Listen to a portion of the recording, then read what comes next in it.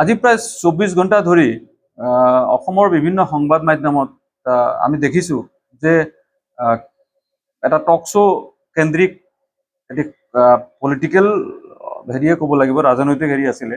কিন্তু ইয়াত এটা কথা বিশেষকৈ নেপালী বা গোৰ্খাক উদ্দেশ্য কৰি পেলাই কিছু কটু মন্তব্য আৰু অলপ অকণমান মানে টানকৈ কোৱা দেখা গৈছে। গতিকে মই বিশেষকৈ মধ্য অসমৰ পৰা ৰঞ্জীৱ শৰ্মা হিচাপে কৈছোঁ, এজন অসমীয়া গোৰ্খা হিচাপে মই ইয়াৰ পৰা কৈছোঁ। মই কোনো দল সংগঠন, গোৰ্খাৰ কোনো দল সংগঠন তথা আন কাকো প্ৰতিনিধিত্ব কৰা নাই। এজন গোৰ্খা হিচাপে সেইখিনি কথা কিন্তু গাত লাগিছে। আৰু সামাজিক মাধ্যমত যিহেতু অতি বেছিকৈ চলিছে, তো এইখিনি সময় নিৰ্বাচনৰ সময়, এইখিনি সময়ত সেইবিলাক কথা কটাকটি হয়।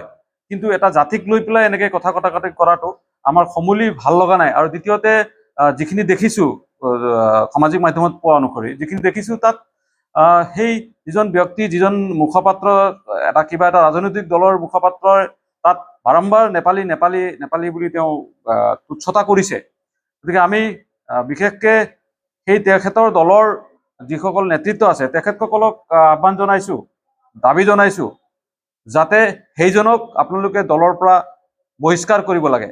কিয়নো আপোনালোকৰ যিটো দল, মই আকৌ কৈছোঁ, মই কোনো দলক প্ৰতিনিধিত্ব নকৰোঁ, কোনো দল সংগঠনৰ প্ৰতিনিধিত্ব নকৰোঁ, কিন্তু কৈছোঁ এটা জাতিক ধৰি পেলাই যেতিয়া তেখেতে গালি পাৰিছে, তেওঁ যিটো দলক প্ৰতিনিধিত্ব কৰি তাত মুখপাত্ৰ হিচাপে হৈ গৈছে, সেই দল 1921 চনত আমি সোঁৱৰাই দিব নালাগে চাগে যে সেই দল 1921 চনত যেতিয়া মহাত্মা গান্ধীৰ অনুপস্থিতিত যেতিয়া বাবু ছবিলাল উপাধ্যায়ে তাত অধ্যক্ষতা কৰিছিলে আৰু সেই দলৰ তেতিয়াৰ পৰা অসম প্ৰদেশ হিচাপে জনাজাত হৈছিলে। আৰু সেই বাবু ছবিলাল উপাধ্যায়ৰ সেই জাতি, ছবিলাল উপাধ্যায়ৰ সেই ভাষা আন্দোলন, স্বাধীনতা আন্দোলন, সেইবিলাকৰ ত্যাগৰ ওপৰত যিখিনি কথা তাত টক শ্ব'ত সেইখিনিও আহিছে। তাৰ পিছত তেখেতে ব্যক্তিগতকৈ আক্ৰমণ কৰিবলৈ গৈ পেলাই জাতিটোক ধৰি যেতিয়া কৈছে, সেইখিনি কথা আমি কিন্তু সহজে ল'ব পৰা নাই। যদি এইখিনি কথা ইয়াতে কওঁ যে নেপালীয়ে বুলি যদি কওঁ, তেতিয়াহ'লে মই এইখিনিও ক'ব লাগিব যে 2010 চনত যেতিয়া প্ৰয়াত সন্মানীয় তৰুণ গগৈ ডাঙৰীয়াই যেতিয়া অসমত থকা গোৰ্খাসকলক গোৰ্খা সাহিত্য প্ৰদান কৰিবলৈ যাওঁতে গোৰ্খা উন্নয়ন পৰিষদ গঠন কৰিছিলে, আৰু গোৰ্খা উন্নয়ন পৰিষদ কিয় দিছিলে, নাম গোৰ্খা বুলি কিয় কৈছিলে তেখেতে? তৰুণ গগৈ গোৰ্খা বুলি প্ৰতিষ্ঠা কৰি গৈছে। বৰঞ্চ এইখন চৰকাৰ, ইয়াৰ আগৰ চৰকাৰখন বা এতিয়া ডক্টৰ হিমন্ত বিশ্ব শৰ্মাৰ চৰকাৰে হওক, তো আমি গোৰ্খা বুলিয়ে জানো। গতিকে নেপালী বুলি তুচ্ছ তাচ্ছিল্য কৰি কোনোবা এটা ৰাজনৈতিক দলৰ তেওঁ মুখপাত্ৰ, আমাৰ ক'ব লগা নাই, নিৰ্বাচনৰ বতৰ ক'ব। কিন্তু গোটেই জাতিক গালি পাৰি পেলাই তেখেতে যি ধৰণৰ বক্তব্য কৰিছে, আৰু সেইটো সামাজিক মাধ্যমত অতি বেছিকৈ ভাইৰেল হৈছে, আৰু আমাৰ দেখিছোঁ যে বিশেষকৈ গোৰ্খা জনমানসত ইয়াৰ বিৰূপ প্ৰভাৱ পৰিছে।